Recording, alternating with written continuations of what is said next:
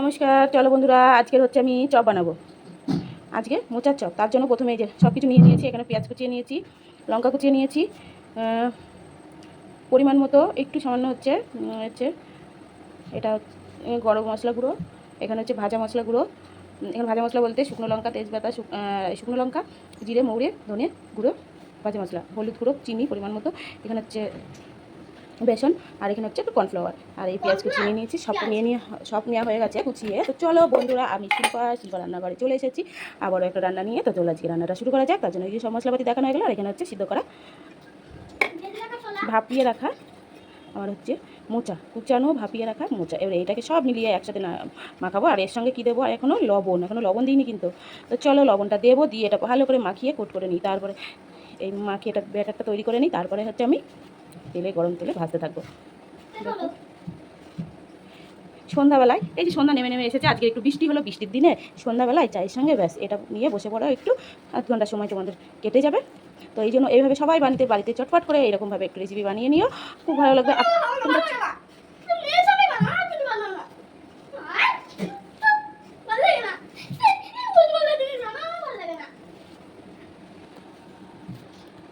এই যে একটু লবণটা দিয়ে দিচ্ছি পরিমাণ মতো, একটু মনে হচ্ছে সামান্য জল লাগবে, তো এই যে একটু জল নিয়ে নিচ্ছি, একটু সামান্য দিচ্ছি।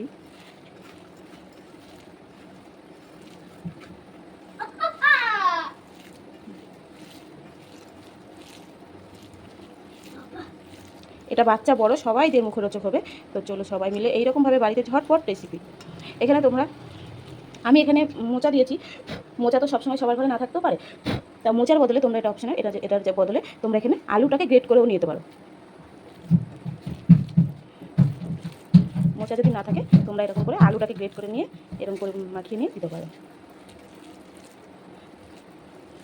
তাই একটু ম্যারিনেশনের জন্য একটু 5 থেকে 10 মিনিট মতো থাক। ততক্ষণে আমি হাতটা ধুয়ে রেডি হয়ে চলে যাই তেল বসাতে।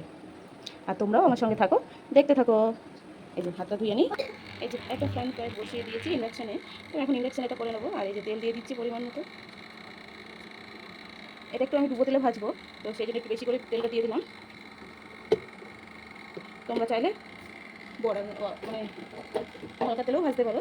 তো এটা তেলটা ততক্ষণ গরম হোক। এই তেলটা মনে হচ্ছে গরম হয়ে গেছে। আর এটা দেখুন আমার এটাও বেশ সুন্দর সফট এবং নরম হয়েছে। এই যে এইরকমভাবে ছোটো ছোটো করে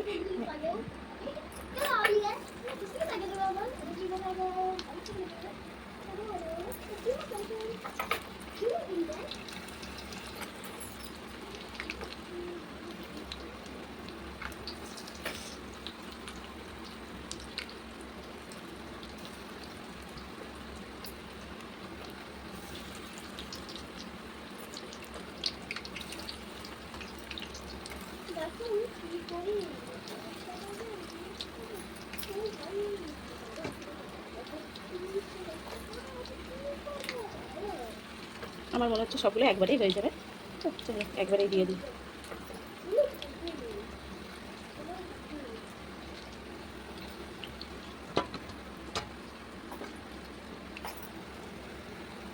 ব্যাস এই যে চলা নেই। আর এই যে হয়ে গেছে, একটুখানি হাতটা ধুয়ে নিই তারপর হতে।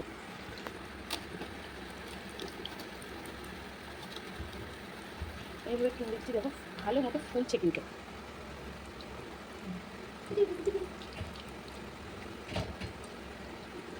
এই শুধু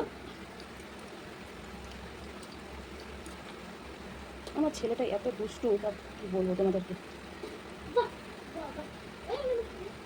এই দেখো এইভাবে একটু একটু করে উল্টে নিচ্ছি, দেখো একটাও ভাঙছেও না, কিছু না। এইভাবে কিন্তু বেশ সুন্দর উল্টানো হচ্ছে।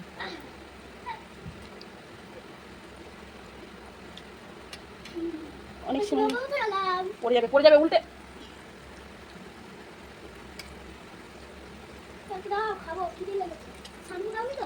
না না, সাবু দিন। আমার ছেলে ভাবছে সাবুর হয়তো পকোড়া করছি, কিন্তু সাবুর করছি না। ও সাবুটা অতটা পছন্দ করে না, তাই বলছে সাবু দিয়ে করছো না তো। না না, সাবু দিয়ে না। আর ওই দেখো ও দেখো মেশিনটা যেহেতু ঘরে কাজ হচ্ছে, এই যে ঘরে কাজ হচ্ছে দেখো, তো সেই জন্য মেশিনটা এখানে রেখেছি। কোথাকার জিনিস কোথায় হয়ে আছে, কিন্তু খাওয়া দাওয়া তো আর বন্ধ যায় না, এই জন্য এই যে ঝটপট বানিয়ে নিলাম। পড়ে যাবে বাবা, পড়ে যাবা মেশিনের প্রতি, মেশিন উল্টিয়ে পড়ে যাবে, মেশিনটাও ভাঙবে এবং তোমারও হাত পা কেটে যাবে। উঠো না। এরকম করে আস্তে আস্তে বারবার একটু উল্টাপাল্টা করে দিলে সুন্দর ভাজা হবে আর খুব মচমচেভাবে ভাজা হবে। বাচ্চারা অনেক সময় এইসব সবজিপাতিগুলো খেতে চায় না, তো এরকম করে বানিয়ে দিলে ওরা কিন্তু বুঝতেও পারে না খাবারটা কী দিয়েছে, কী বানিয়েছে, এবং খেয়েও নেয়। তো বাচ্চাদের জন্য, বিশেষ করে বাচ্চাদের জন্য তো এরকম করে বানানো যেতেই পারে, তাই না? যেদিন হয়তো বাড়িতে মোচাটা রান্না হলো তাই একটু রেখে দিলে, অল্প একটু রেখে দিয়ে গেল সেখান থেকে, তো ওইটাই সন্ধ্যাবেলায় বাচ্চাদেরকে একটু এরকম করে পকোড়া ভাজে একটু সসের সাথে দিয়ে দিলে ব্যাস, ওরা কিন্তু খুব সুন্দরভাবে খেয়ে নেবে। যেটা আমার বাড়িতে হয়, তা আমার বাড়িতে তো এই বাচ্চাগুলোকে এরকমভাবে খাওয়ানো হয়।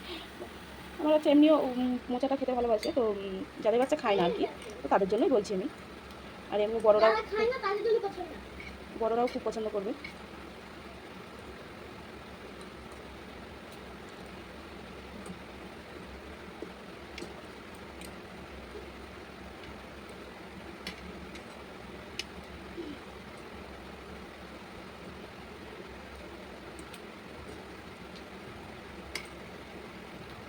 এর উপর দিয়ে একটু চাট মশলা ছড়িয়ে দিতে হবে, ব্যাস।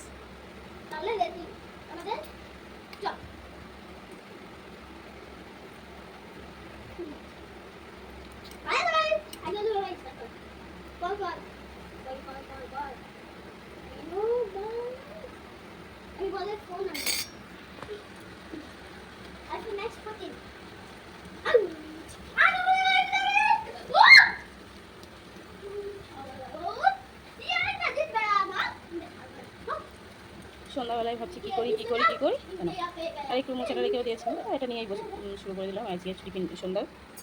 চলো একটা একটা করে তুলে নিই।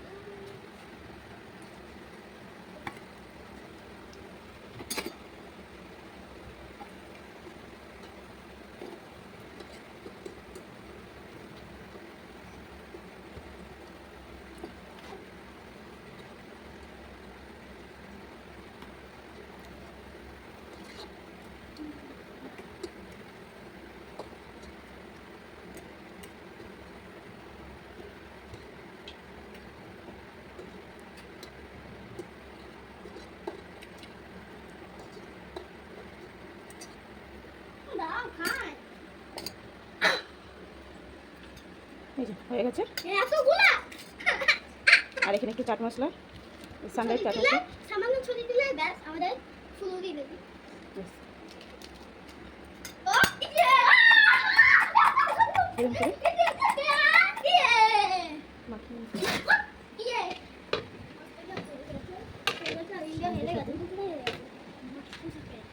দেখি দেখি এখানে একটু সস, এই দেখো বন্ধুরা সবাই একদম রেডি, একদম রেডি। এই যে স্যালাড দিয়ে, পকোড়া দিয়ে, একটু একটু তার সঙ্গে সস, ব্যাস আজকে সন্ধ্যাটা এটা দিয়ে টিফিন শুরু হয়েছে। চলো তোমরা এরকম করে বাড়িতে বানাতে থাকো, খেতে থাকো এবং সবাইকে ভালো করে খাওয়াও। আর এই ভিডিওটা এখন এখানেই শেষ করি, আমরা এখন খেতে থাকি। আর তোমাদের সাথে আবার পরের একটা ভিডিও নিয়ে চলে আসবো খুব শীঘ্রই, তাড়াতাড়ি এরকম একটা ঝটপট ভিডিও রেসিপি নিয়ে। আর তোমরা এইভাবে আমার সঙ্গে থেকো, পাশে থেকো, এবং ভালো লাগলে একটু লাইক করো, আর যদি বেশি ভালো লাগে তো খুব পছন্দ হয় তাহলে একটা কমেন্টস করে কতটা ভালো লেগেছে একটু জানিয়ে দিও, ঠিক আছে? আর তোমাদের কিছু পছন্দের যদি রেসিপি জানার থাকে আমাকে কমেন্টসে জানিয়ে দিও। Bye bye, tata.